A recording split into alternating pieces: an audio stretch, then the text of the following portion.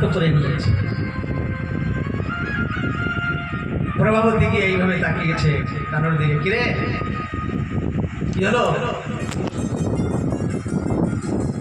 দুইবার তোকে ধরেছি, তুই মায়ের সঙ্গে মিথ্যা ছলনা করে আমাদের হাত থেকে বেঁচে গেছিস, আজকে কি হবে তোর? কানু বললেন, আজকে আমার যা হবে তা তো পরে হবে, আগে তুই একটু সময় চুপ থাক, আমি ঘন্টির সঙ্গে একটু কথা বলতে চাই। তোর আমার সঙ্গে এর আগের জন্মে কোনো শত্রুতা ছিল না কেন? এই জন্মে আমি তো তোর কোনো ক্ষতি করিনি। আমি সখাদের মাখন দিলাম, বানরকে মাখন দিলাম, তুই বাজলি না। আমার সঙ্গে তোর কোন শত্রুতা? আমি মুখে রেখেছি, এখনো ননি খাইনি, মুখে রাখার সঙ্গে সঙ্গে তুই বেজে গেলি। এই জন্য তো আমি তোর কোনো ক্ষতি করি না, আর তোকে বলেই নিয়েছি যে আমি